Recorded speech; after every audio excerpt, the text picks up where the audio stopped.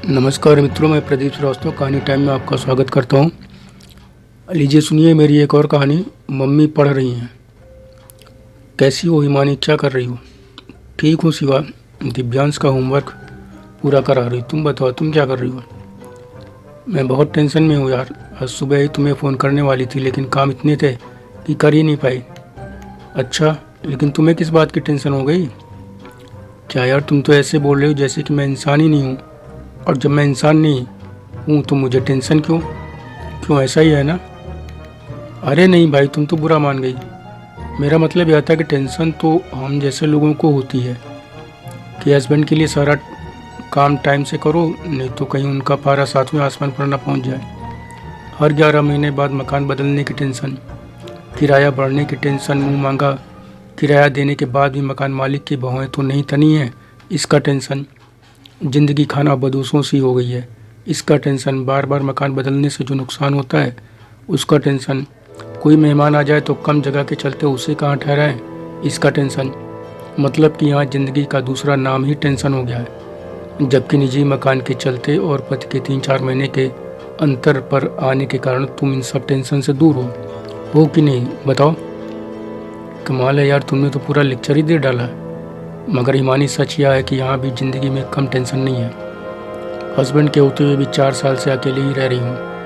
3-4 महीने में आते हैं और कब छुट्टी उनकी ख़त्म हो जाती है पता ही नहीं चलता। सब कुछ अकेले ही संभालना पड़ता है। दूसरा, इतना बड़ा 2 मंजिला मकान है लेकिन कोई किराएदार न रखने की इनकी जिद के चलते खाली ही रहता है मकान, जिसकी साफ़ सफाई में ही हालत ख़राब हो जाती है। ऊपर से 5 साल के बच्चे के साथ अकेले रहना कितना तकलीफ देह है, इसका अंदाज़ा लगा सकती हो। हाँ, ये तो तुम सही कह रही हो। इसीलिए तो कह रही हूँ कि भाई साहब से कहकर एक पोर्शन किराए पर मुझे दे दो। मैं किराए में कमी नहीं रखूँगी, बस हर 11 महीने में मकान बदलने ब्रोकर को कमीशन देने से थोड़ी राहत मिल जाएगी और तुम्हारा अकेलापन भी थोड़ा कम होगा। हिमानी, सच कहूँ तो मैं भी यही सोचती हूँ कि लेकिन क्या बताऊँ, इनकी जिद के आगे मेरी कुछ चलती नहीं। अकेलेपन से खींचकर कई बार तो मैं यहाँ तक कह चुकी हूँ कि तुम बीएसएफ की नौकरी छोड़कर यहीं कोई बिजनेस करो तो अच्छा है, लेकिन मानते ही नहीं। कहते तुम क्या जानो फौजी होने का क्या मतलब होता है। इस पर मेरे गुस्सा आ जाती है। इसीलिए पिछली 2 बार से ये बार बार एक और बच्चे के लिए कह रहे हैं, लेकिन मैंने साफ साफ मना कर दिया। कह देती हूँ कि बच्चे पैदा करना और पालना भी कोई हंसी खेल नहीं है। जब यहाँ रहोगे तभी दूसरा करेंगे, नहीं तो एक ही काफ़ी है। एक ही जब तक जागता है नाक में दम किए रहता है, दूसरे में तो जान ही निकल जाएगी। तुम सही कह रही हो। ये मियाँ लोग तो बस जबान चला देते हैं कि एक और बच्चे पैदा करना है, गोया बच्चे पैदा करना ना हो गया जैसे गोलगप्पे खाना हो गया। यही हाल मेरे यहाँ है। कई महीने से कह रहे हैं कि दिव्यांश 6 साल का हो गया, अब एक और बच्चा पैदा करते हैं। जानती हूँ, मैंने साफ कह दिया कि देखो, जब तक खाना बदोशों की ज़िंदगी है तब तक अगले बच्चे के बारे में सोचेंगे नहीं। पहले मकान बनवाओ, अब अपने मकान में ही अगला बच्चा पैदा करूँगी। फिर एक की परवरिश तो कायदे से कर लो। वकालत के पैसे में कमाई ही कितनी हो पा रही है। अरे तुम भी कैसी बात करती हो, वकीलों की इनकम का तो कोई ठिकाना ही नहीं है। तुम सही कह रही हो, लेकिन ऐसे कुछ ही वकील हैं जो लाखों क्या करोड़ों भी कमाते हैं, लेकिन ज़्यादातर के लिए किसी तरह ज़िंदगी चलने भर का ही तो हो पाता है।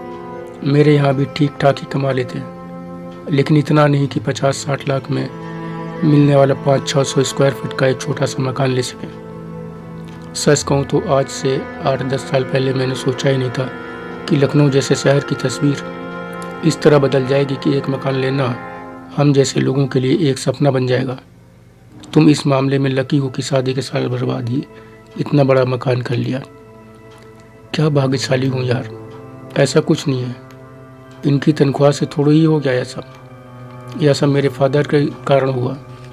उन्होंने कोई लड़का ना होने के कारण सारी प्रॉपर्टी बेचकर हम चारों बहनों को बराबर बराबर पैसा दे दिया था। केवल एक छोटा सा मकान रखा था अपने लिए, उसके लिए भी वसीयत कर गए थे। माँ बाप के ना रहने पर वह भी बेच दिया गया। यही सारा पैसा इकट्ठा करके और थोड़ा बहुत अपने पास से मिलाकर यह मकान बनवा पाए, नहीं तो बीएसएफ की नौकरी में पैसा है ही कितना। फिर भी यार, वकीलों से तो लाख गुना अच्छी है ये नौकरी। मेरे मायके ससुराल में भी काफ़ी प्रॉपर्टी है, 2 भाई हैं, इसलिए मायके की प्रॉपर्टी के बारे में सोच ही नहीं सकती। ससुराल में ससुर की जिद है कि उनके जीते जी कुछ बिकेगा नहीं। देखो कब तक लिखी है ज़िंदगी में खाना बदूसी। खैर यार, तुमने अभी तक या तो बताया ही नहीं कि फ़ोन क्यों किया, कौन सा टेंशन हो गया है तुम्हें। अरे हाँ, इतनी लंबी बात हो गई और जिस बात के लिए फ़ोन किया था वह तो रह ही गई। असल में नमन को जो लड़की ट्यूशन पढ़ाती थी उसकी कहीं नौकरी लग गई। उसने पहले से बताया नहीं और अचानक ही छोड़कर चली गई। अब नमन को पढ़ाना, उसका होमवर्क कराना ये मेरे बस का नहीं है।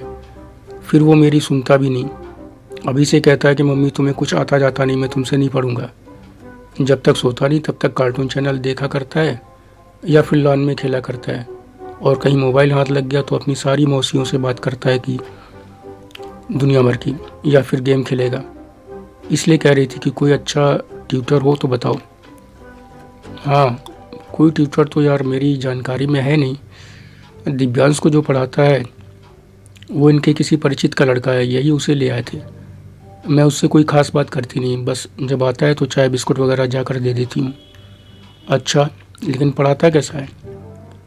पढ़ाता तो बढ़िया है, पहले वाले ट्यूटर की तरह केवल पढ़ाता ही नहीं बल्कि मैनर्स भी सिखाता है। 2 महीने में ही दिव्यांश में बड़ा फ़र्क आया है, पढ़ाई मैनर्स दोनों में। तो अरे यार, तू भाई साहब से बोल कर मेरे लिए भी कह दो ना, मैं इतने दिन से परेशान हूँ। तुम्हारे लिए या नमन के लिए? अरे यार, मतलब नमन के लिए, मैं थोड़ी इस उम्र में ट्यूशन पढ़ूंगी। अच्छा ठीक है, देखो आज जब ये आएंगे तब बोलूँगी इनसे, जैसा होगा कल बताऊँगी। ठीक है, मैं तुम्हें कल दोपहर में फ़ोन करूँगी। फ़ोन डिस्कनेक्ट होते ही हिमानी बुदबुदाई, हाँ तो कह दिया इससे कि इनसे बात करके बताऊँगी, लेकिन यदि यह ना मानेंगे तो वह बुरा मान जाएगी। 10 जगह तरह तरह की बातें करेगी। है भी बड़ी तुनुक मिजाज। बैठे बिठाए इसने सिर दर्द करा दिया, मुझे पहले ही मना कर देना चाहिए था। शाम को अपने पति के लौटने पर जब हिमानी ने बात की तो वह छूटते ही बोले, तुम तो कहती हो बड़ी परपंच करने वाली औरत है, कहीं इसके चलते टीचर दिव्यांश को पढ़ाना ना बंद कर दे। अब क्या बताऊँ, वो बिल्कुल पीछे ही पड़ गई तो एकदम से मना करते नहीं बना। ठीक है, टीचर से बोल देता हूँ, यदि टाइम है उसके पास तो पढ़ा देगा। फीस वगैरह को लेकर तुम बीच में नहीं पढ़ना। मुझे क्या ज़रूरत है बीच में पढ़ने की? कल दिव्यांश को जब वो पढ़ा लेगा तो भेज दूंगी उसके पास, फिर वो दोनों जाने, मुझे कुछ नहीं बोलना बीच में। अगले दिन टीचर को भेजने के बाद हिमानी ने फ़ोन किया। हेलो, हाँ शिवा, आज टीचर पहुंचा पढ़ाने के लिए? हाँ, टाइम का बड़ा पंक्चुअल लगता है। हाँ पंक्चुअल तो है पढ़ाई, और पढ़ाई कैसी लगी? अब पहले दिन तो सभी अच्छा पढ़ाने की कोशिश करते हैं, दूसरे एक ही दिन में समझना बड़ा मुश्किल है। बड़ी बात तो यह है कि कहीं से टीचर हुआ लगता ही नहीं, अपने को हीरो से कम नहीं समझता, एकदम विवेक ओबराय जैसा लुक बना रखा है। अच्छा, देखना हीरो के चक्कर में न पड़ जाना। वैसे विवेक ओबराय की कॉपी सा लगता है, बहुत मिलता है उसका चेहरा। हिमानी ने शिवा को छेड़ा तो उसने तुनक कर कहा, घबरा नहीं, मैं तेरे विवेक के चक्कर में नहीं पड़ने वाली। पढ़ाता है ट्यूशन नखरे हीरो जैसे कि मैं चाय नहीं कॉफ़ी पीता हूँ। मेरा तो मूड ही ख़राब कर दिया था उसने, और पैसे भी ज़्यादा ले रहा, मजबूरी है इसलिए उसकी मुँह मांगी फीस देने को तैयार होना पड़ा। अरे तुम तो नाराज़ होगी, मैं तो मजाक कर रही थी। तो मैं भी मजाक ही कर रही हूँ हिमानी की, जिसे तू हीरो समझ फिदा है उस पर मैं लाइन मारने वाली नहीं। शिवा ने जोर से हंसते हुए हिमानी को छेड़ा तो उसने बात को विराम देने की गरज से कहा, लाइन वाइन मारने की उम्र ना जाने कब की निकल गई। अब तो उठने से लेकर सोने तक इन्हीं पर लाइन मारती हूँ कि जनाब का मूड सही बना रहे। मतलब लाइन तो मारती हो ना, भले ही पति को मारो। ओफो, तू तो बिल्कुल पीछे ही पड़ गई, बड़ी मस्ती में हो, क्या बात है? कोई बात नहीं यार। अच्छा, कल पेरेंट्स मीटिंग है, वहीं मिलते हैं, ठीक है? हाँ ठीक है। अगले दिन पेरेंट्स मीटिंग में मिलने के बाद भी दोनों के बीच ट्यूटर पुराण चर्चा का विषय बना रहा। चर्चा जब समाप्त हुई तो दोनों एक दूसरे के प्रति खासा तनाव लिए विदा हुई। फिर दोनों की हफ्तों बात नहीं हुई, फ़ोन पर भी नहीं। बच्चे स्कूल वैन से आते जाते थे इसलिए मुलाकात का कोई बहाना भी न बना। इस बीच दोनों ट्यूटर के जरिए एक दूसरे के बच्चे की पढ़ाई की स्थिति जानने का पूरा प्रयास करती रही। महीना भर भी नहीं बीत पाया था कि हिमानी से रहा नहीं गया, क्योंकि ट्यूटर इधर कई दिनों से शिवा और नमन दोनों की तारीफ कुछ ज़्यादा ही करने लगा था और आज पढ़ाने भी ना आया। फ़ोन करने पे बराबर रिंग जा रही थी लेकिन वह कॉल रिसीव नहीं कर रहा था। हिमानी के मन में एकदम से यही बात उमड़ने घुमड़ने लगी कि शिवा ने कहीं उसे भड़का कर मना तो नहीं कर दिया। यह बात मन में आते ही उसने न आओ देखा न था शिवा को फ़ोन कर दिया, मगर फ़ोन उसके बेटे नमन ने उठाया। हिमानी ने उससे बड़े प्यार से कहा, नमन बेटा मम्मी कहाँ है, उनसे बात करा दो। नमन बोला, मम्मी मम्मी तो आंटी ऊपर है। अच्छा तुम क्या कर रहे हो? मैं तो पढ़ रहा हूँ। अच्छा टीचर जी आए हैं क्या? हाँ आए हैं। तो बेटा ज़रा उनसे ही बात करा दो। लेकिन आंटी वो तो ऊपर है, मम्मी को पढ़ा रहे हैं। क्या मम्मी को पढ़ा रहे हैं? हाँ। तो तुम्हें कौन पढ़ा रहा? टीचर जी। ओफो, तुमने तो अभी कहा कि वो ऊपर है। हाँ वो मुझे पोएम लिखने और ईवीएस का काम करने के लिए कहकर ऊपर मम्मी को पढ़ाने गए हैं। अच्छा अच्छा बेटा, वो मम्मी को कब से पढ़ा रहे हैं? कई दिन से आंटी। बेटा याद करके बताओ कितने दिन से? आंटी टीचर जी मम्मी को 5 दिन से पढ़ा रहे हैं। अच्छा, रोज़ ऊपर ही पढ़ाते हैं और तुम नीचे पढ़ते हो? हाँ आंटी। तो तुम ऊपर नहीं जाते? नहीं, टीचर जी कहते हैं जब तक मैं नीचे ना आऊँ तब तक पढ़ाई करते रहना, अपनी जगह से उठना नहीं। बेटा तुम मोबाइल तो मम्मी को जाकर दे सकते हो ना, मुझे उनसे ज़रूरी बात करनी है। मैं टीचर जी से कह दूँगी, वो तुम्हें उठने पर डांटेंगे नहीं।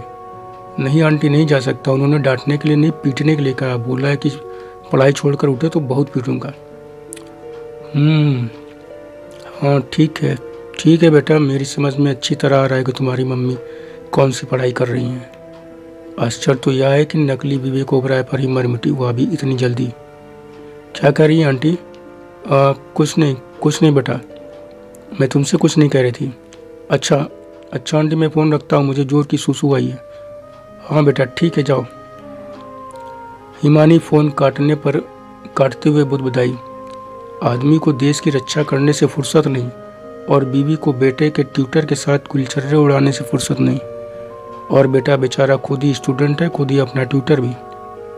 कहीं या ट्यूटर के साथ ही फुर हो गए तो बेचारा नन्ही सी जान कहाँ जाएगा। लेकिन मैं कर भी क्या सकती हूँ? इससे पूछताछ की तो निश्चित ही लड़ बैठेगी, बेवजह बखेड़ा का खड़ा होगा। ये जानेंगे तो मेरी खैर नहीं, मगर इतना तो ज़रूर कहूँगी कि आज फ़ोन करें। अगर वह फ़ोन ना रिसीव करे तो देर रात उसके फादर को फ़ोन करके कहें कि उससे बात करें। तब तक तो पहुँच ही जाएगा घर। उसे पढ़ाना है तो आए, और ना हो तो बताए, मैं दिव्यांश के लिए कोई दूसरा ट्यूटर ढूंढ लूँगी। मैं दिव्यांश की पढ़ाई के साथ कोई कंप्रोमाइज़ नहीं कर सकती। हिमानी ने शाम को सारी बातें पति को बताई तो तुरंत ही वह यकीन नहीं कर सके कि ऐसा कुछ हो सकता है, और हिमानी से कहा कि बिना कायदे से जाने समझे इस तरह की बातें किसी के लिए ना किया करो। रही बात फ़ोन करने की तो मैं वह कर लूँगा, हो सकता है वह पढ़ाना ही ना चाह रहा हो।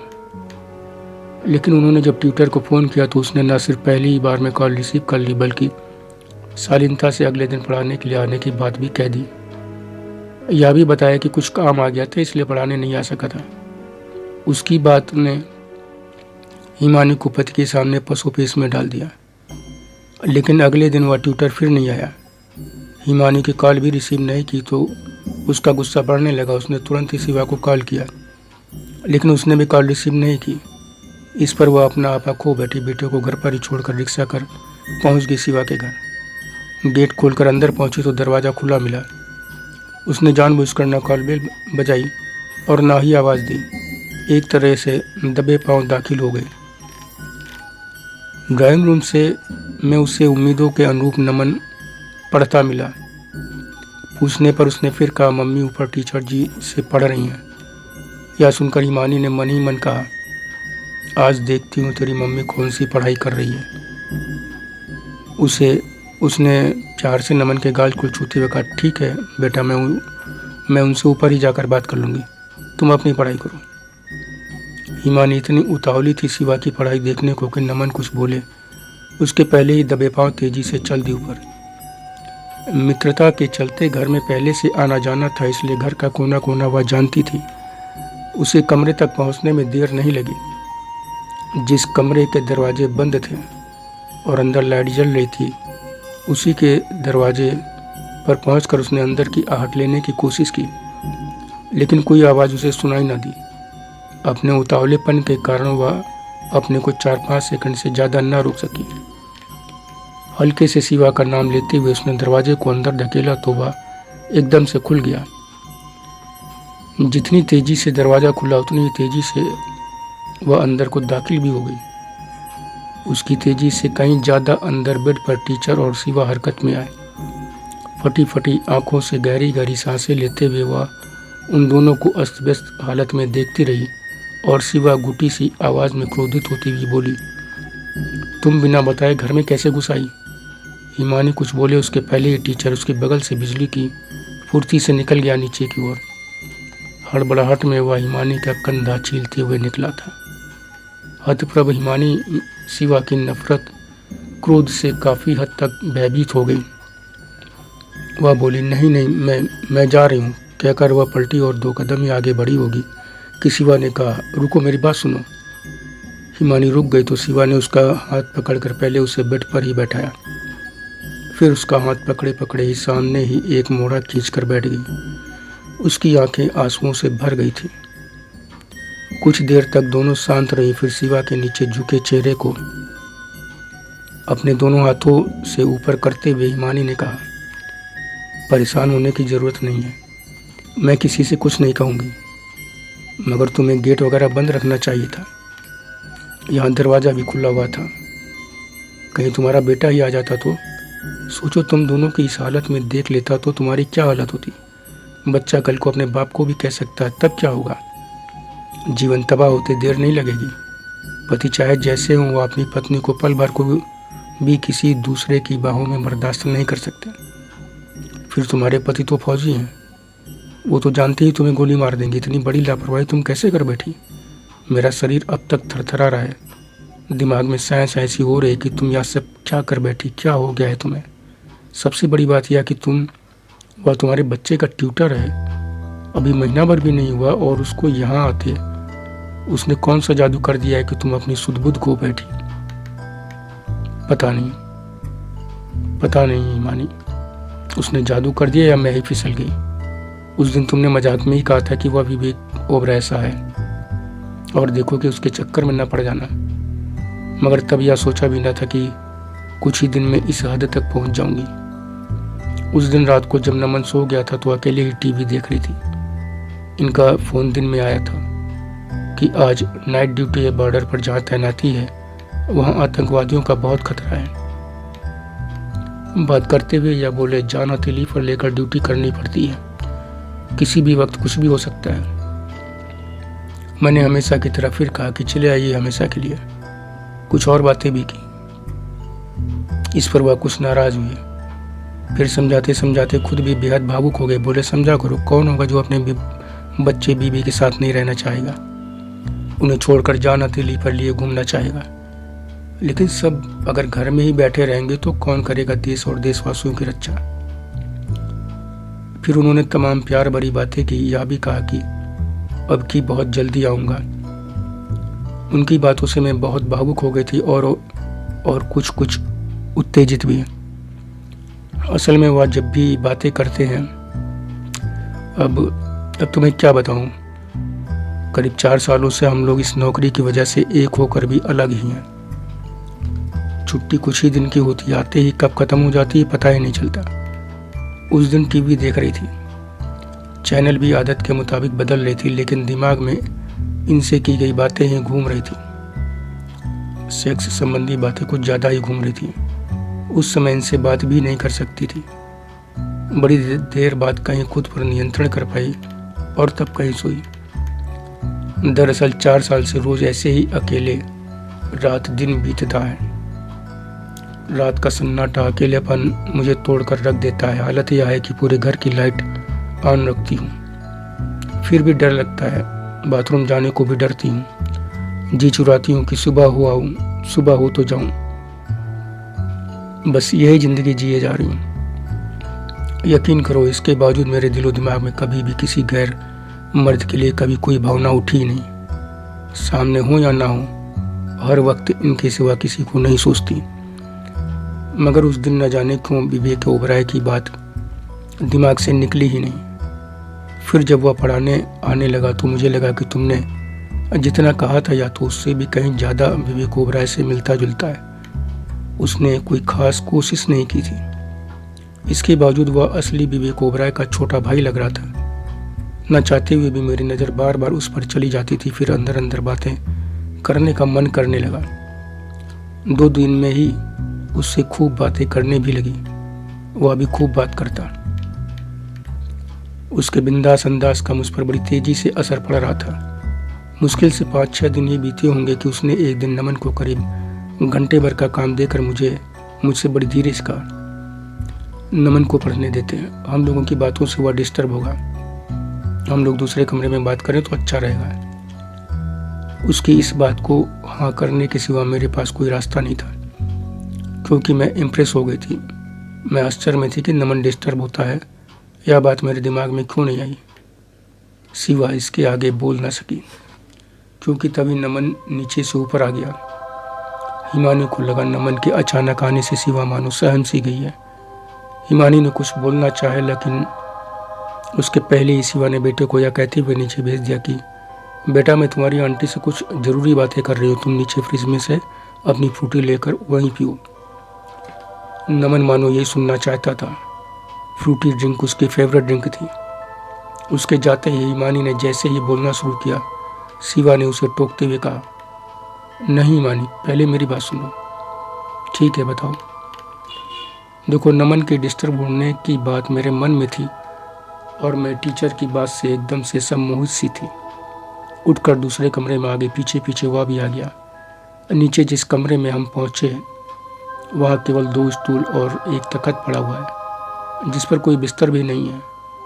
मैंने सोचा या कुछ ऐसी बातें करना चाह रहा होगा जो नमन के सामने नहीं कर सकता, इसीलिए अलग हटने की बात कही। मगर अंदर आए तो बात कल्पना से परे निकली। क्या कल्पना से परे? ऐसी क्या बात थी? हाँ, पहले उसने मुझे काफ़ी हद तक चौंकाया। अंदर आते ही दरवाजे को भेड़ कर करीब बंद कर दिया, फिर पूरा पर्दा खींचकर। मैं कुछ समझती इसके पहले ही आकर एकदम बेधड़क होकर मुझे बाहों में भर लिया। मैं एकदम से चीख पड़े, घुटी घुटी आवाज़ में कहा, ये क्या कर रहे हो? इसके आगे मैं कुछ न बोल पाए। उसने कसकर मेरे होंठों को अपने मुंह में दबा दिया। मुझे इतना कसकर भींच कर पकड़ रखा था कि कसमसा भी नहीं पा रही थी। उसमें बड़ी ताकत है। इस बीच वह एकदम पगलाया। वह अजीब अजीब हरकतें करने लगा। वह हाँफ रहा था, अलग हाँफ मैं भी रही थी, और शरीर में बढ़ता तनाव मुझे बेबस किए जा रहा था। मैं जैसे झूल सी गई थी उसकी बाहों में। तभी वह मुझे लिए लिए तख्त पर लेट गया। कट से हुई आवाज़ से मैं थोड़ा हकबकाई, मगर अपने को अलग नहीं कर पाई। उसकी बिजली की सी तेज़ी से हो रही हरकतों के कारण मेरे सारे कपड़े अस्त व्यस्त हो गए। साड़ी उसने कमर से ऊपर उलट दी थी। इसी उठापटक के बीच फिर तख्त पर कट से कुछ तेज आवाज़ हुई तो मैं सकते में आ गई। एकदम डर गई कि नमन आ गया तो मैं बेमौत मारी जाऊंगी। यह बात मन में आते ही मैंने किसी तरह उसके मुंह पर हाथ रख पीछे धकेला और फुर्ती से उठकर खड़ी हो गई। गुस्सा होते हुए कहा, होश में आओ नहीं तो मैं चिल्ला दूंगी। खड़ी होने पर मेरी अस्त व्यस्त साड़ी नीचे आ गई और मेरा बदन ढक गया। फिर ब्लाउज वगैरह सब ठीक कर बाहर को चलने को हुई तो उसने फिर पकड़ने की कोशिश की। हाथ तक जोड़ लिया कि मैं रुक जाऊं, लेकिन मैं बाहर चली आई नमन के पास। पीछे पीछे कुछ ही देर में वह भी आ गया। मैंने मार्क किया कि नमन कुछ अजीब सी नज़रों से हमें देख रहा है। मैं इससे अंदर ही अंदर सहम गई। मैंने उसके ध्यान को बटाने के लिए कहा, बेटा, टीचर सोच रहे हैं कि तुम्हें कल से उस कमरे में पढ़ाएं, इसीलिए उन्हें कमरा दिखाने ले गई थी। फिर टीचर की ओर देखकर कहा, कल से नमन को उस कमरे में पढ़ाइए। वह कभी मुझे देखता, कभी नमन की ओर। इसके बाद कुछ समय पहले ही चला गया। तो तुम चाहती तो उसे अगले दिन से पढ़ाने आने के लिए मना कर सकती थी। हाँ, मैं मना कर सकती थी, मगर बात ये थी कि मैं उसके जादू में फंसी हुई थी। उसके जाने के बाद भी मुझे ऐसा लग रहा था मानो मैं उसी की बाहों में कैद हूँ और वो बार बार मुझे प्यार किए जा रहा है। इस बीच नमन जो कुछ कहता मैं बस हाँ हूँ में उसका जवाब देती किसी मशीन की तरह। मैं इतना बेचैन हो गई कि अंततः बाजार चली गई और तमाम ऐसे सामान भी खरीद लाई जिनकी वास्तव में उस समय ज़रूरत ही नहीं थी। यहाँ तक कि नमन ने जो भी कहा वह सब भी खरीद डाला। 400 रुपये के उसने खिलौने ही खरीदवा लिए। जिस चीज़ के लिए गई थी बाहर की उसकी तरफ से अपना ध्यान हटा सकूं, वह नहीं हो पाया। हुआ उसका उल्टा। उसी के ख्याल में और गहरे उतरती चली जा रही थी। इधर उधर घूमते घामते 8 बजे घर आई, मगर उसको एक पल को भी भुला नहीं पाई। घर आई तो नमन के चलते खाना बनाया। नमन को तहरी पसंद है तो उसका फ़ायदा उठाते हुए तहरी डाल दी, फिर उसे खिला पिलाकर सुला दिया। और खुद खाया था? नहीं, मन ही नहीं हो रहा था। फिर अचानक ही 10 बजे उसका फ़ोन आ गया। उसका नंबर देखते ही मुझे न जाने क्या हुआ कि मैंने एकदम से कॉल रिसीव कर ली, जैसे कि न जाने कितने दिनों से उसकी प्रतीक्षा में थी। हेलो बोलते ही उसने कहा, है सेक्सी सेक्सी डार्लिंग, क्या कर रही हो? मैंने कहा, ये क्या बदतमीजी है? इस पर वह बड़ी डिटाई के साथ उसने कहा, डार्लिंग क्यों बेकार में ड्रामा कर रही हो?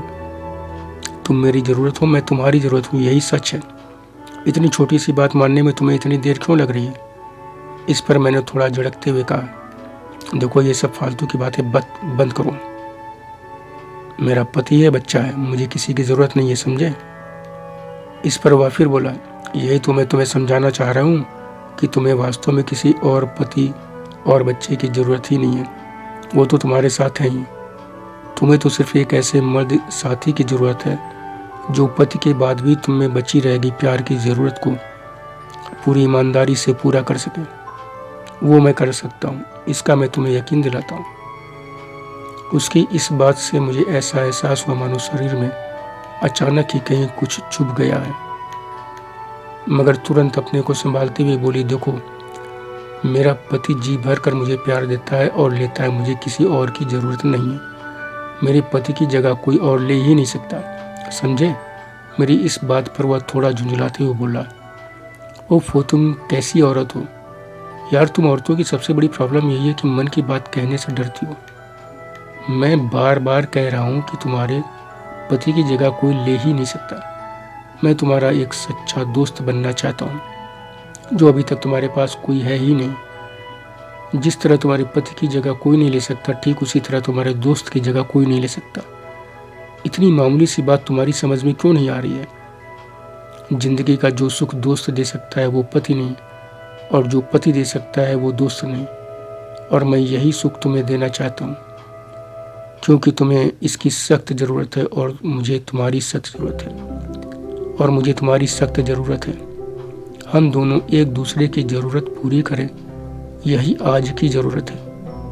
उसकी यह बात मुझे गड्ढमड करने लगी। फिर भी थोड़ी सख्त बनने की कोशिश करते हुए कहा, देखो तुम्हारी ये बातें मेरी समझ में नहीं आ रही हैं। मेरे पति का फ़ोन आने वाला है, अब फ़ोन रखो। इस पर उसने यह शर्त रख दी कि पति से बात करने के बाद उसे फ़ोन करूँगी। मेरे लाख मना करने पर भी वह नहीं माना तो मैंने फ़ोन काट दिया। इस पर उसने बार बार फ़ोन करना शुरू कर दिया।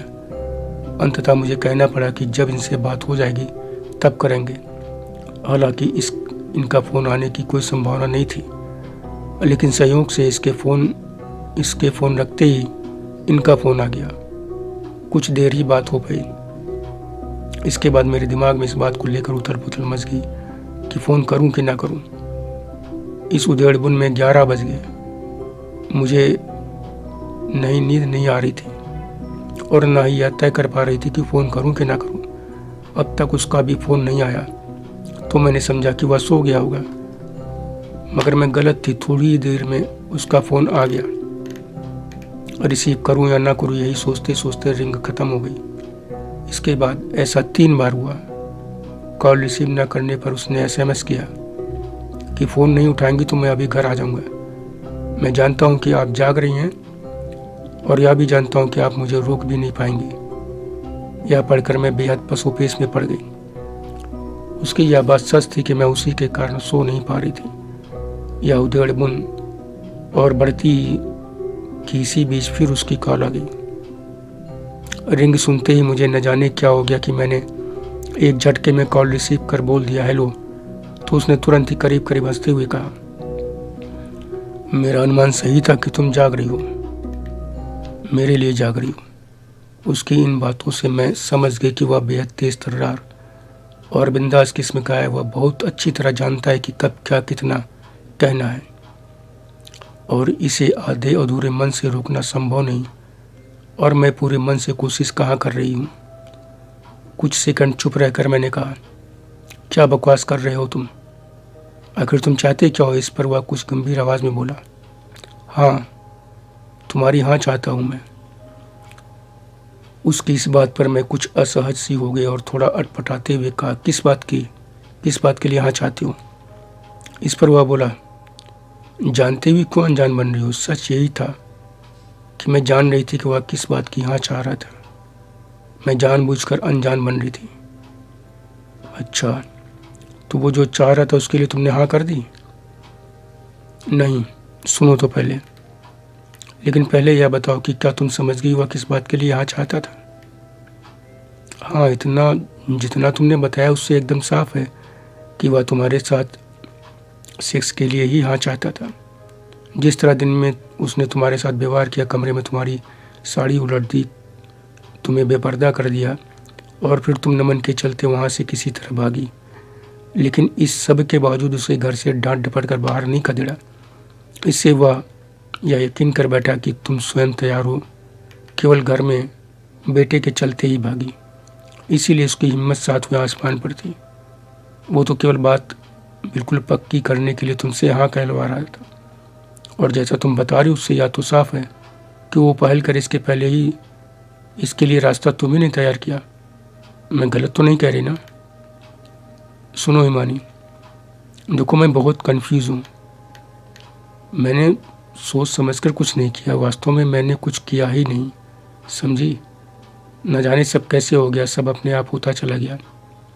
मेरा यह भी कहने का मन होता है कि मेरी कोई गलती नहीं। पता नहीं मैं क्या कह रही हूँ, मेरी समझ में नहीं आ रहा। देखो, इतना टेंशन लेने की ज़रूरत नहीं है। दुनिया में यह सब जमाने से होता चला आ रहा है। फ़र्क इतना है कि कभी कम कभी ज़्यादा। खैर, फिर तुमने उसको क्या जवाब दिया?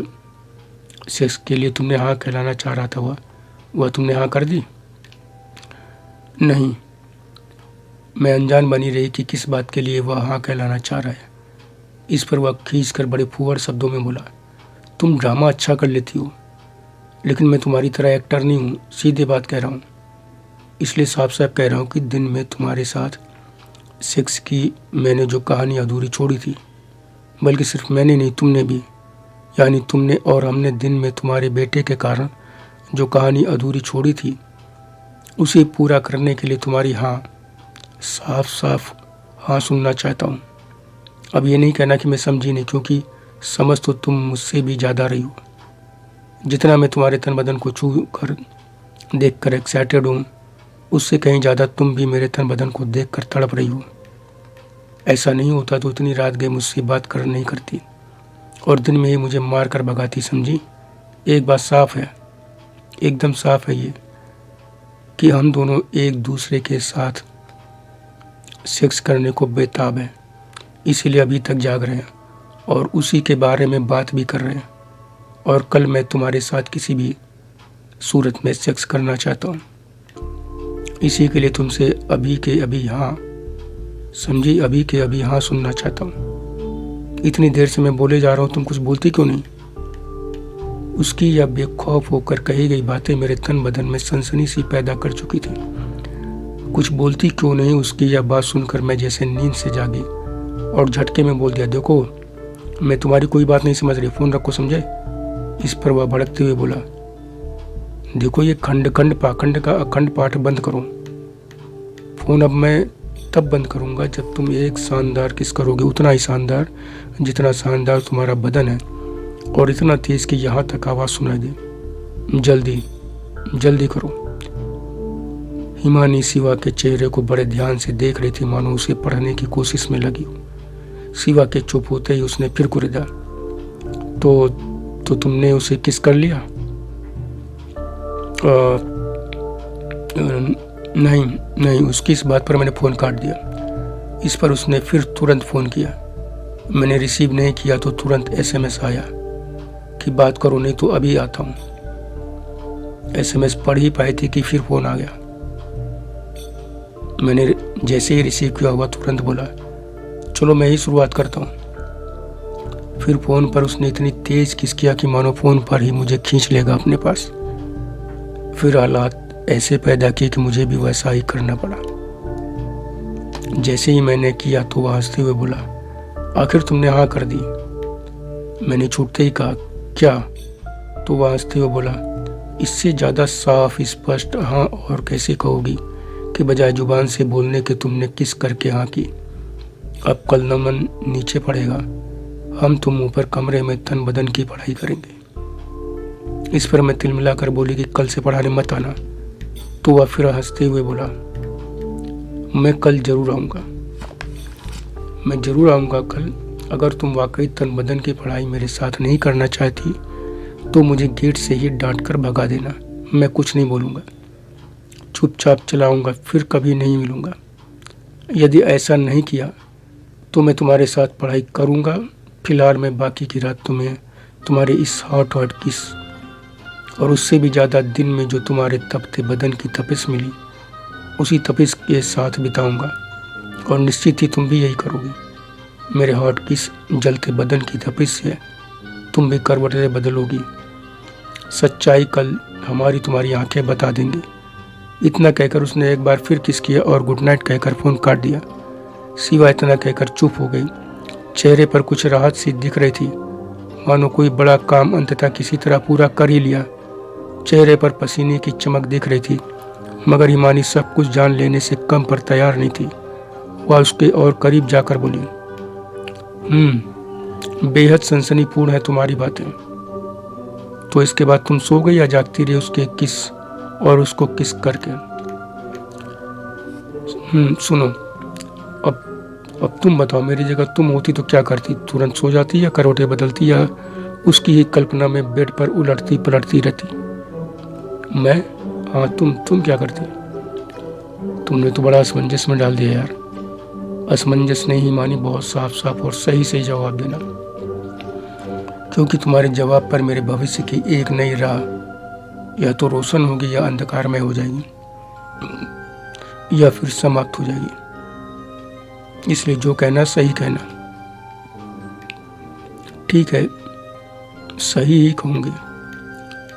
शायद कुछ देर उसकी बातों, उसकी किस और क्योंकि खुद भी किस किया हुआ है तो ऐसे में करवटें बदलती, इधर उधर टहलती, शायद ख्यालों में उसे ही लिए लिए सो जाती।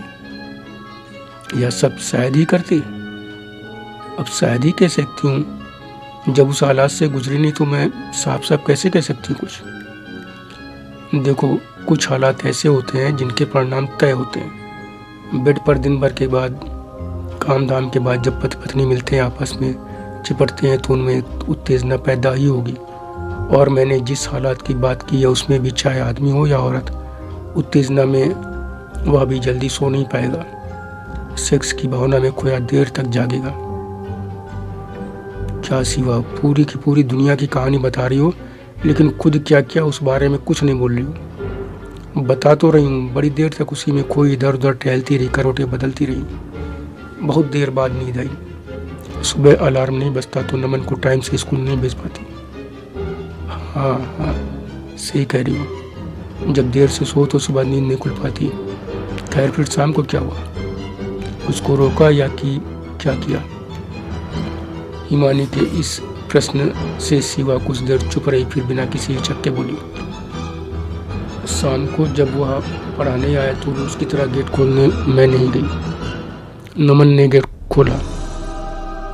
मैं उस कमरे में भी नहीं गई जहां वह उसको पढ़ाता है। दूसरे कमरे में रही कि उससे नजरें ही ना मिलाऊं, दूर बनी रहूं, वह चला जाएगा पढ़ाकर।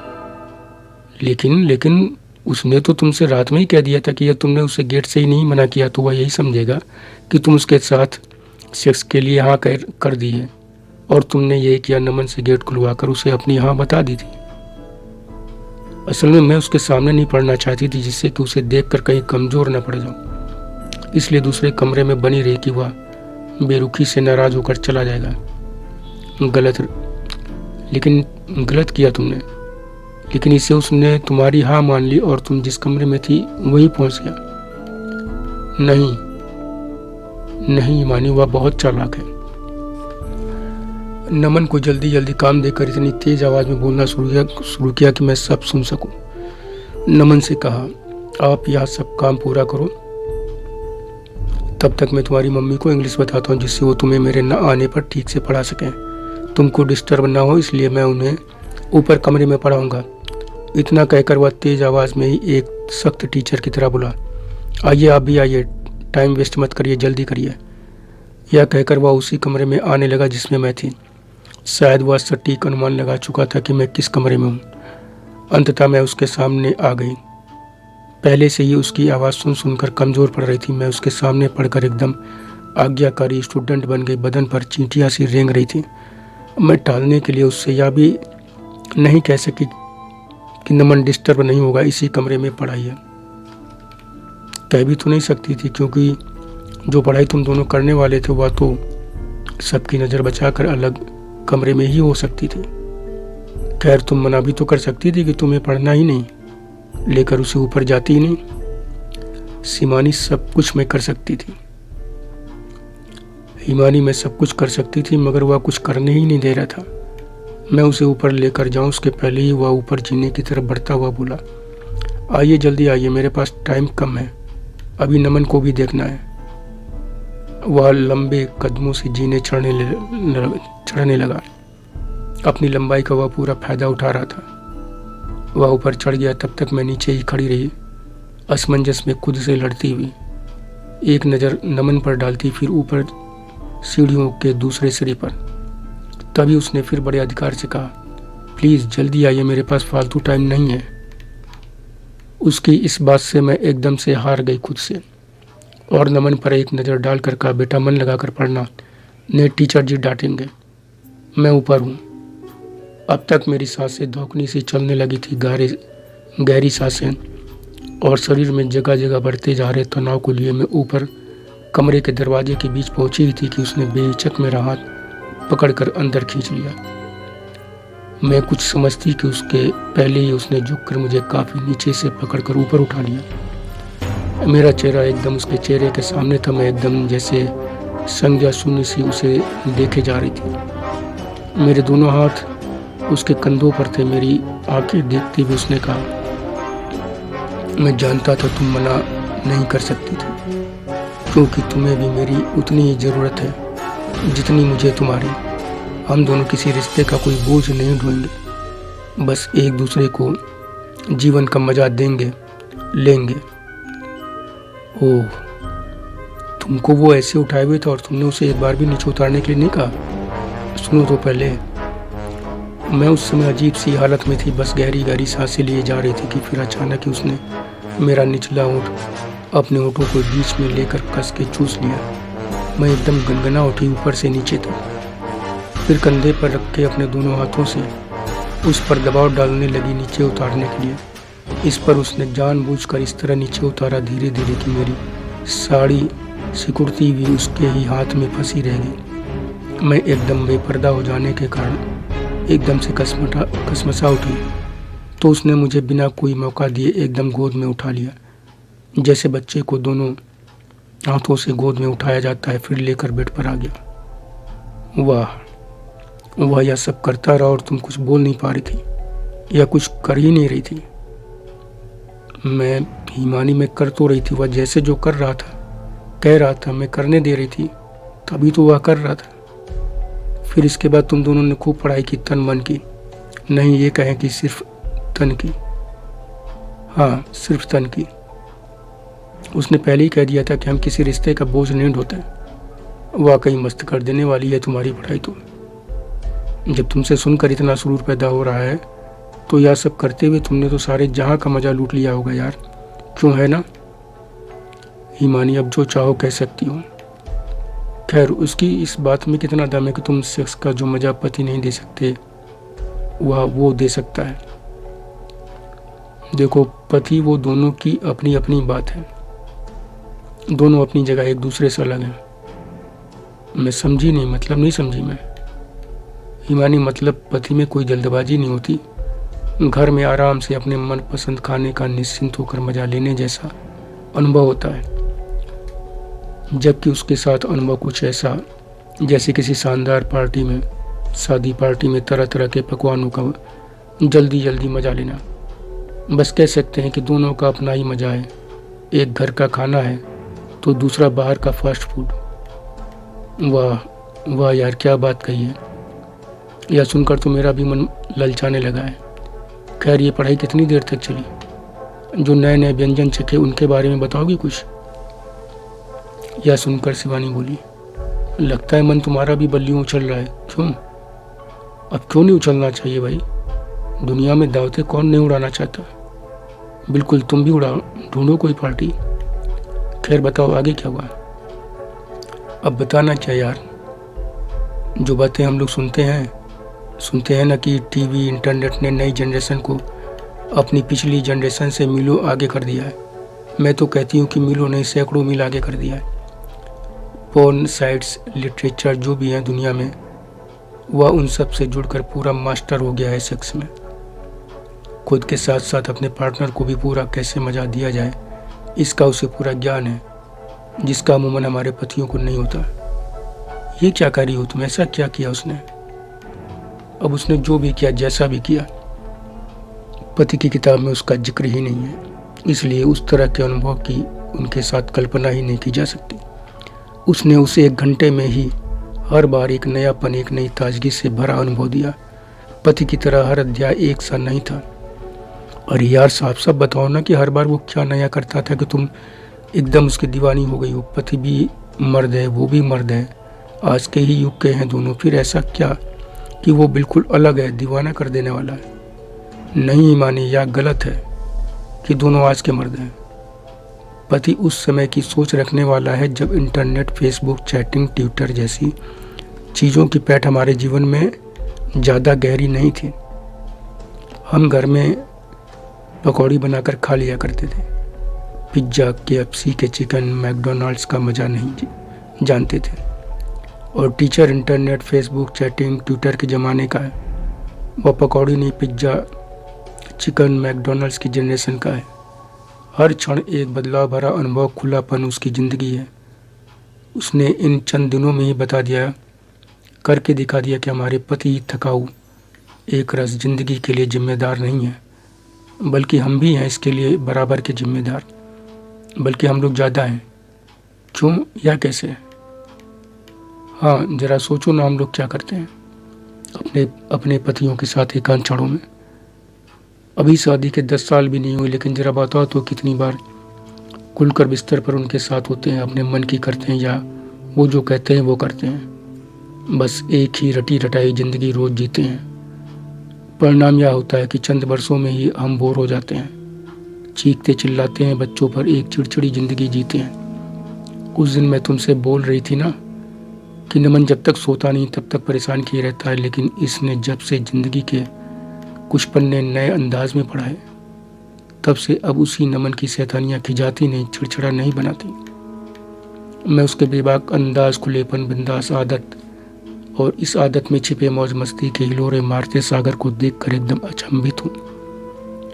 और उसी से इतनी हिम्मत मिली है कि ये कह पा रही हूँ कि इस मस्ती भरे सागर में डूबते उतराते रहना चाहती हूँ। मैं जी भर के ज़िंदगी जीना चाहती हूँ और तुमसे भी कहती हूँ, बड़ी अनमोल है ज़िंदगी और साथ ही बहुत थोड़ी भी। यूँ बर्बाद मत करो। वक्त निकल जाने के बाद आंसू बहाने की मूर्खता करके ज़िंदगी को क्यों बर्बाद करना चाहती हो? यह सुनकर हिमानी ने कहा, तुम कहना क्या चाहती हो शिवा? हिमानी ने जब अर्थभरी नज़र से शिवा की आंखों में झांकते हुए पूछा, तो शिवा ने उसके और करीब आते हुए कहा, तुम भी मेरी तरह इस मौज मस्ती के सागर में डूबो, खूब गहरे डूबकर पूरा मजा लो। देखो कितनी शानदार है ये ज़िंदगी, जिसे हम लोग अपने हाथों से उबाऊ थकाऊ बनाकर दिन भर हाय हाय कर रही हैं। ये तुम क्या कह रही हो? इस क्षण भर की मौज मस्ती में कहीं बात पति तक पहुंच गई? तो ज़िंदगी के नर्क बनते भी देर नहीं लगेगी। हमारा अच्छा खासा खुशहाल परिवार इस नर्क की आग में जलकर क्षण भर में राख हो जाएगा। ओफो, तुम इतनी देर में कुछ नहीं समझ पाई।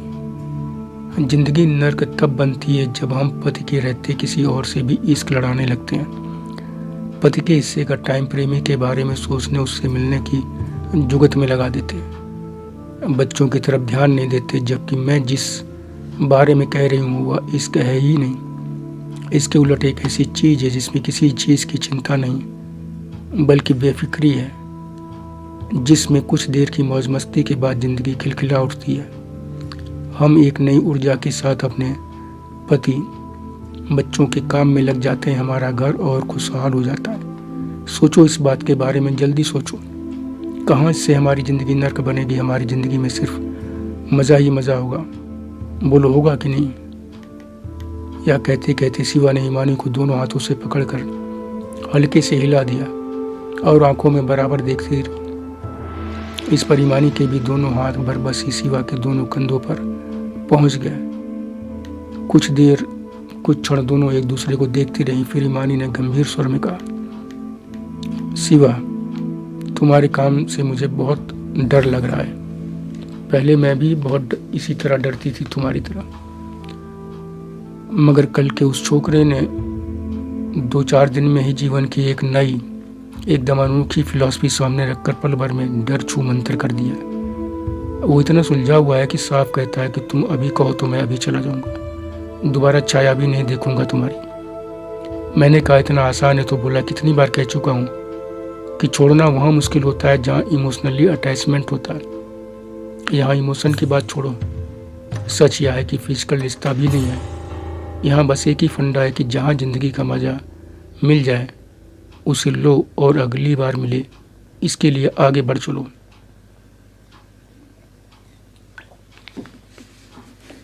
शिवा, ऐसा आदमी हमें यूज भी तो कर सकता है। कल को ब्लैकमेल करके न जाने क्या क्या कराने लगे। ओफो हिमानी, अब इतना भी क्या डरना। किस्मत में यदि यही सब लिखा होगा तो पति भी यही सब कर सकता है। हम इंसान हैं, हम कदम आगे बढ़ाएंगे नहीं तो जीवन में आगे बढ़ेंगे कैसे? एक जगह ठहरे रह जाएंगे मकान की इन दीवारों की तरह, जिसमें चाहे जितना रंग रोगन करा लो एक वक्त के बाद लोना लगने ही लगता है। कहते हैं ना कि चलता पानी कभी नहीं सड़ता, ठहरा पानी चंद दिनों में ही सड़ने लगता है। इसलिए कहती हूँ कि एक बार ही सही कोशिश तो करो, कदम तो बढ़ाओ। हिमानी, कदम तो बढ़ाओ, तुम आ गया। और इसी बात क्या कदम बढ़ाऊं? एक बार को तुम्हारी बात मान भी लूं तो तुम्हें तो संयोग से मिल गया विवेक ओबरा, मैं कहाँ ढूंढने जाऊंगी? कहीं अनाड़ी का खेल खेल कर सत्यानाश ना हो जाए। या सुनकर शिवा ने कहा, तुम्हें ढूंढने की जरूरत कहाँ है? क्यों? क्योंकि वह विवेक ओबरा उतना ही तुम्हारे लिए भी तैयार है जितना मेरे लिए रहता है। क्या मतलब? मैं तुम्हारा मतलब नहीं समझ पा रही हूँ। देखो, बात ध्यान से सुनना, समझना, उतावलापन, गुस्सा वगैरह कुछ नहीं करना। देखो, मुझ में ना गुस्सा है और ना ही कोई उतावलापन, मगर बात साफ साफ करो। साफ साफ कहूँ तो मैं अभी तक तुम्हारी कुछ बातों से हैरान जरूर हो जा रही हूँ, क्योंकि आज के पहले मैं तुम्हें जो समझती थी उससे उलट इस समय मैं तुम्हारी बिल्कुल उलट दूसरी तस्वीर देख रही हूँ। हिमानी सुनो, पहले तुम जो तस्वीर देख रही थी मेरी वही तस्वीर थी, वही सी सच्ची तस्वीर। आज जो देख रही हो वह तब थी ही नहीं। और मैं साफ साफ ही कह रही हूँ कि तुम्हें कुछ ढूंढने ढांढने की ज़रूरत ही नहीं है। जो विवेक मेरा है वही तुम्हारा भी है। वह तुम्हारी फिगर का दीवाना है, बस तुम्हें अपने कदम बढ़ाने हैं। वो तो तुम्हें बाहों में भरने के लिए न जाने कब से तैयार है। अरे तुम ये क्या कर रही हो? मैंने तो कभी भी उससे बात तक नहीं की। तुमसे किसने बताया ये सब? हिमानी, उसी ने। मैंने कहा ना कि वो एकदम अलग तरह का इंसान है, भीड़ से एकदम अलग। क्या कहा उसने? 2 दिन पहले रात में फ़ोन पर वह बात कर रहा था। असल में पहले मिलन के बाद से रात में इनसे बात करने के बाद उससे रोज़ सोने जाने तक बात होती रहती है। वह तरह तरह की बड़ी दिलचस्प बातें करता है। उस दिन मैंने उससे पूछा कि ये बताओ कि मैं तुम्हारे जीवन में आने वाली पहली औरत हूँ या पहले भी कोई आ चुका है? तो वह हंसकर बोला, कोई नहीं, कई और आ चुकी हैं। मैंने नाम पूछा तो वह नहीं बताया उसने, सिर्फ इतना बताया कि 3 औरतों से मिला है, लेकिन कब तक मिला है, कब तक मिलता रहा याद नहीं है। मैंने कहा, तुमने अपने से बड़ी उम्र की औरतों से ही संबंध क्यों बनाए? तुम्हें कोई हम उम्र लड़की नहीं मिलती क्या? तो उसने तमाम बातें बताते हुए कहा कि यह एक महज संयोग है। फिर उसने तुम्हारी बात शुरू कर दी। मुझसे कहा कि तुम्हारा कुछ ज़्यादा ये गदराया बदन मुझे बहुत मज़ा देता है। फिर तुम्हारा नाम लेता हुआ बोला कि वो मुझे बेहद अच्छी लगती है, दुबली पतली, इनका अपना एक खास मज़ा होता है। सोचो, एक ही बेड पर तुम दोनों और मैं, कितना मज़ा आएगा। एक अमेजिंग वर्ल्ड में होंगे हम लोग। इसके बाद हम तीनों के बीच सेक्स की क्या क्या स्थिति हो सकती है। उसने ऐसी अकल्पनीय दुनिया सामने रखी कि मैं अजीब सी दुनिया में पहुंच गई। उसकी बातों ने मुझे अकल्पनीय दुनिया की सैर करा दी थी। सिवा, क्या हो गया है सिवा तुझे? उस एक तक तुम्हारे संबंध किसी तरह समझ पा रही हूँ, मगर अब आगे तुम दोनों और जो करने को उताले हो उसे मैं समझ नहीं पा रही हूँ। इसे क्या नाम दूँ? ग्रुप सेक्स के बारे में पढ़ती सुनती हूँ, मगर जो कह रही हुआ तो समलिंगी, विपरीत लिंगी, उभय लिंगी, सामूहिक सेक्स सब है, जिसमें तुम तैरना, डुबकी लगाना चाहती हो। यह कहते कहते हिमानी के चेहरे पर अच्छा खासा तनाव भर आया था, जिसे शिवा ने तुरंत भांप लिया। वह भाप गई कि इसके अंदर क्या चल रहा है, बात कहीं हाथ से निकल ना जाए, इसलिए अपनी आवाज़ में और नम्रता लाते हुए वह बोली, मैं और वह सिर्फ जीवन को जीने की बात कर रहे हैं। वो जो कहता है उसके हिसाब से यदि तुम जीवन को इतने टुकड़ों में बांटोगे तो सिवाय कष्ट परेशानी के कुछ नहीं पाओगे। देखो शिवा, तो तुम क्या चाहती हो कि मैं तुम दोनों के साथ हो जाऊं? नहीं मानी, नहीं, हम दोनों यहाँ कुछ नहीं कहते। हम सिर्फ यह चाहते हैं कि यदि तुम ठीक समझो तो ही हमारे साथ आओ। हम दोनों के बीच तुमको लेकर बातें अक्सर होती है, लेकिन कभी यह नहीं सोचा कि तुमसे इस बारे में बात करूंगी। तुम अचानक ही हम दोनों के बीच उस स्थिति में आ पहुंची, और बातचीत में मैंने देखा कि तुम पूरा रस लेकर सुन रही हो, बल्कि मुझे लगा कि तुम भी वही कहीं कुछ ऐसा ही मजा लेना चाहती हो। तो बात कहने की हिम्मत जुटा पाई। और सच कहना कि तुम्हारे मन में क्या ऐसा कुछ एकदम नहीं उठा? बोलो बोलो हिमानी, तुम्हें मेरी कसम है। हिमानी चुप उसे देखती रही तो शिवा ने उसे कंधों पर फिर से पकड़ लिया और दबाव देकर पूछने लगी।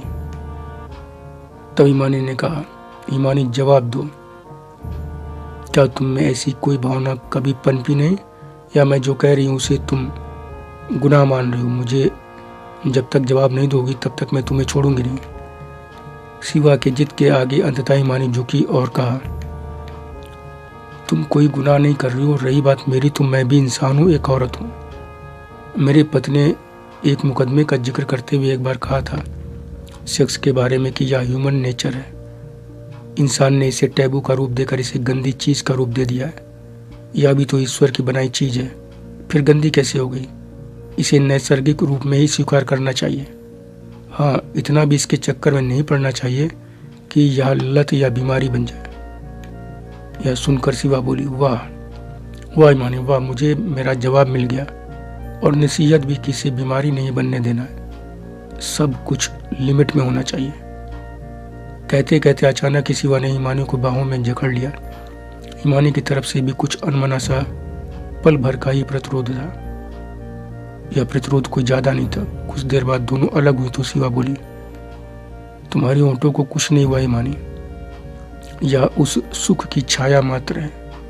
तुम्हारे चेहरे पर छाई सुर्खी या फूलती सांसें साफ कह रही हैं कि तुम भी इस अनजान सुख को पाकर आश्चर्य में हो। कल जब दिव्यांश, नमन स्कूल में रहेंगे तब तुम यहाँ आना, फिर हम तीनों मजे की उस दुनिया की सैर करेंगे जिसकी अभी हम सिर्फ कल्पना ही कर पाएंगे। एक बात और कहूँगी कि कल जब तक तुम आओगे नहीं तब तक तुम खोई सी रहोगी, रात भर सो ना सकोगी, पति की बाहों में होगी तो भी कल जल्दी आए इसके लिए तड़पती रहोगी। तुम्हारा चेहरा यही सब कह रहा है। शिवा के चुप होने पर हिमानी ने एक भरपूर नज़र उसके चेहरे पर डाली, फिर अस्त व्यस्त हुए कपड़ों को एक बार फिर ठीक किया और कमरे से बाहर निकलने को मुड़ चली। तभी शिवा ने कहा, रुको। वह रुककर जैसे ही मुड़ी, शिवा ने फुर्ती से उसके होंठों को एक पल को अपने होंठों के बीच लेकर भरपूर रसपान किया। फिर छोड़ती हुई बोली, मुझे चिंता थी कि कल आने तक तुम कैसे अपना समय काटोगी। अब मैं निश्चिंत रहूंगी क्योंकि यह किस तुम्हें कल तक संभाले रहेगा। हिमानी चेहरे पर अब तक कायम सुर्खी को लिए घर के लिए मुड़ चली। उसके दिले दिमाग में इस अप्रत्याशित अनुभव ने एक अंधड़ चला रखा था। तरह तरह के प्रश्नों के थप्पड़ों से वह चोटिल होती सी महसूस कर रही थी। यह क्या किया मैंने? कल आऊं कि ना आऊं, मुझमें क्या है कि वह मुझ पर मरा जा रहा है? शिवा जैसा बता रही, क्या वह वाकई ऐसा अद्भुत अनुभव देता है? ऐसे अनगिनत क्यों के उत्तर ढूंढती वह बढ़ी जा रही थी। कदम घर की ओर कुछ ऐसे बढ़ रहे थे मानो पीछे से खूब तेज हवा के झोंके उन्हें धकेल रहे हों। धन्यवाद मित्रों।